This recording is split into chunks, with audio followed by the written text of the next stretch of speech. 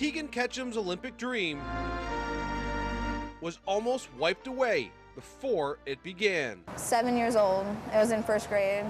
I started limping, and when they took the x-ray, they were appalled I could even walk. Osteonecrosis, which is when the hip deteriorates, and there's certain levels, and mine was one of the worst levels that they have seen. It's called leg cave pertes disease, and to an active child, it's crushing. They are telling me I wasn't going to play sports again, I wasn't going to be able to run again, and it was heartbreaking. I was crying in the office. It was so emotional. A hip replacement and months of hard work, all while her dreams still awaited. I was nervous at first because I wasn't sure if I'd remember how to skate because it'd been so long. And I just started skating, and there was no locking. I could move, I could stride, there wasn't pain. And it was this overwhelming joy that I felt. Because of her surgery, though, Teagan now needed a little help. Reebok stepped up with something they'd never tried before.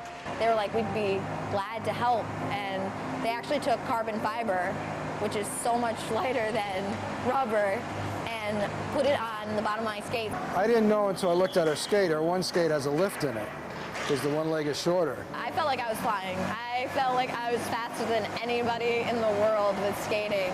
It was such a difference. Teagan's dream, though, was still not in the clear, not by a long shot. About the same time that her hip problems arose, so too did another obstacle, which could have easily slammed the door on her goal. I had a seizure in my class one day. I wasn't paying attention. I was staring off into space. I wasn't actually in the classroom. That was one of the roughest years I've ever had because it was a month after I got diagnosed with the pertes. I immediately got diagnosed with epilepsy. I'm blown away by it. It's amazing. I don't understand how she does what she does. Listening to her mom talk about, the years of all the things she had to deal with, it's just amazing. There you go, Ariel!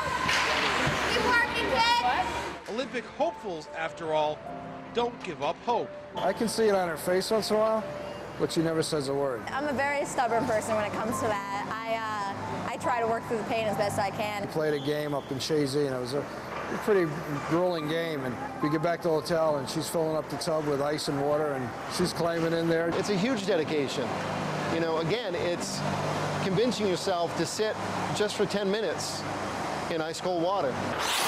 She knows what she has to do something that she loves, and it's a dedication that you don't always see at this age level. A lot of people are afraid to either let their kids or let themselves go do something they love, whether it's a sport, with fear that they could have a seizure or something could happen. And yes, that is a possibility where it could happen, but there's a possibility that you're missing out on a dream.